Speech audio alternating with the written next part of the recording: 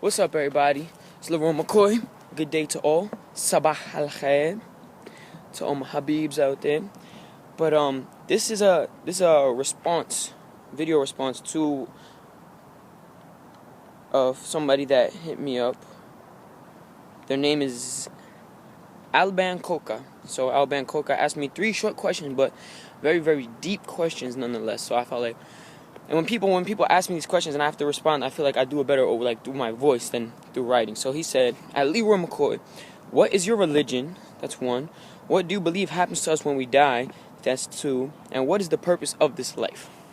Alright, so those are 3 very heavy, deep topics. So I'll start with 1. What is my religion?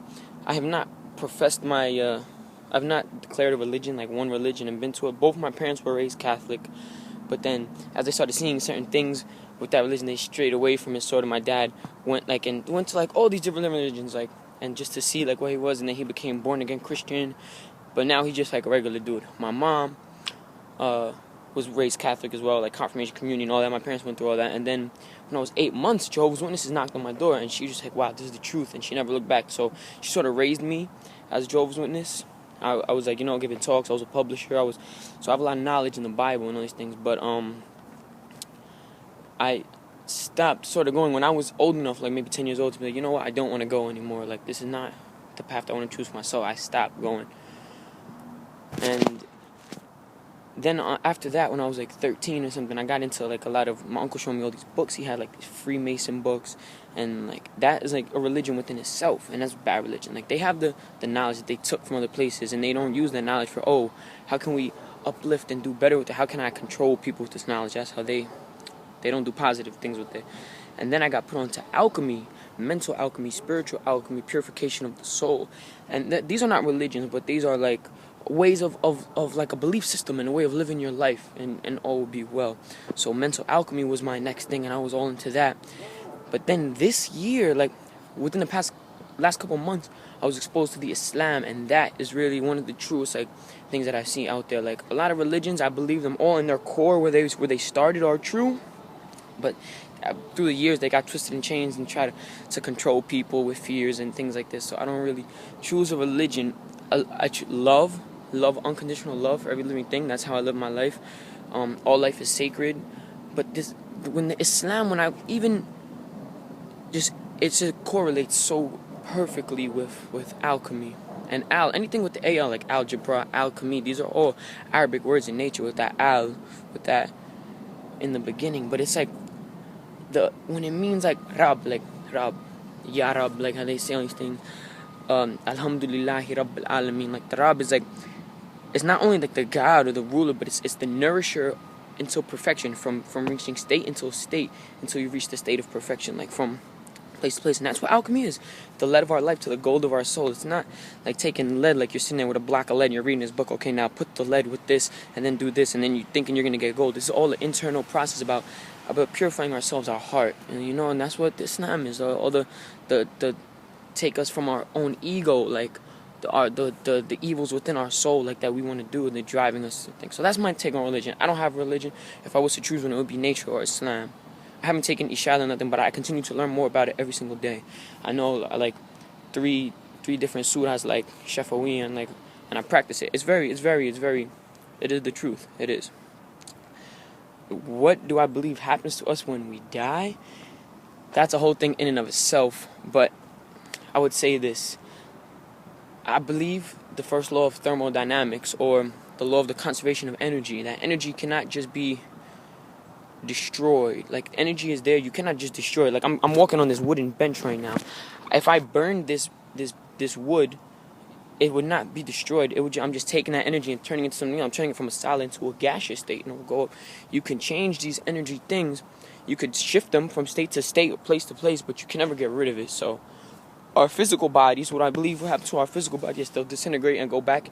We'll pay our debt to nature, as I like that. That's my favorite line about death. Paid our debt to nature.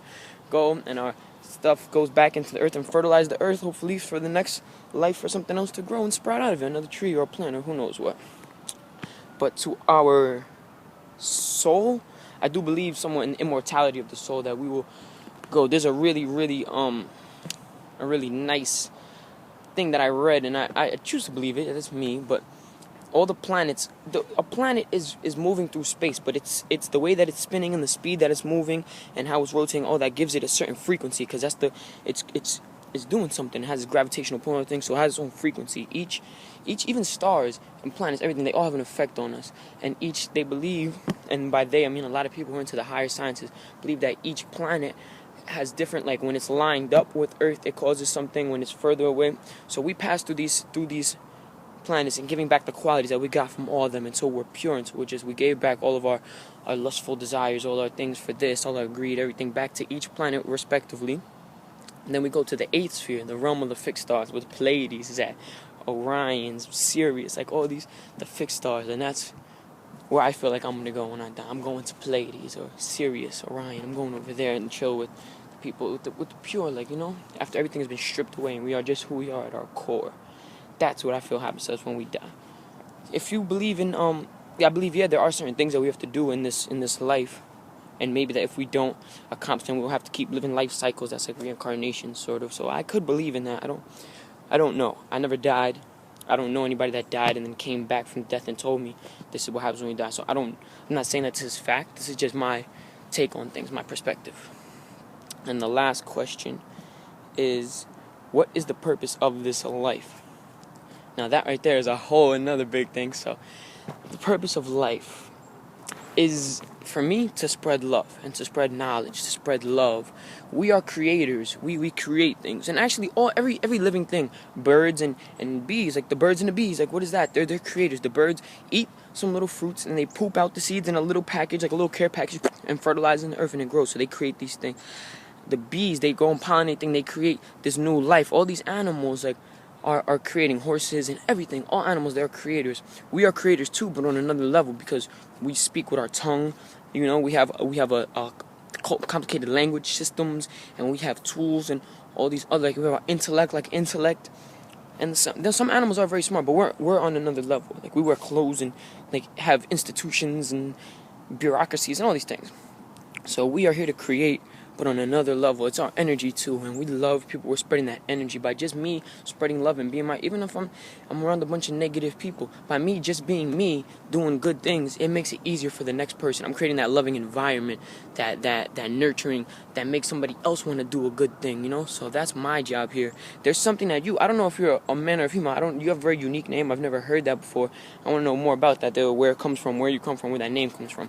But there's something that you can do better than everyone else. So that's what your purpose is, to do that, to facilitate that and nurture that part of you, because that's what you can do.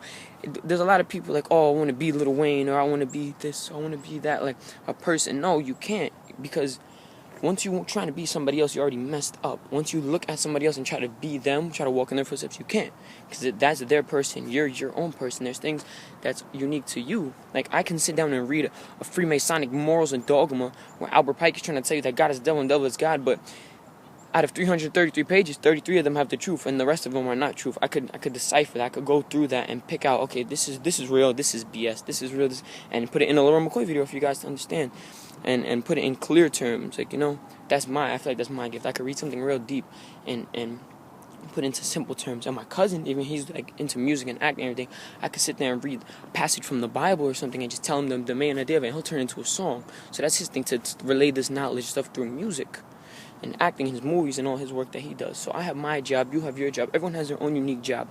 Everyone can't do the same thing. Everyone can't be a superstar or whatever. I know that life is glorified and it's like, yeah, I want it. Oh yeah, I wish I had a lot of money, I could do whatever I want. Yeah, those are nice things, but we have to acquire our own set of skills and harness them and facilitate them and work on them. So those are my 3 answers. I hope I answered your questions fully. Get back to me. Tell me how you liked it. If I left anything not touched on, or you want me to touch on something a little more, let me know. I'm here for you. I love you. Be easy. Have a great day.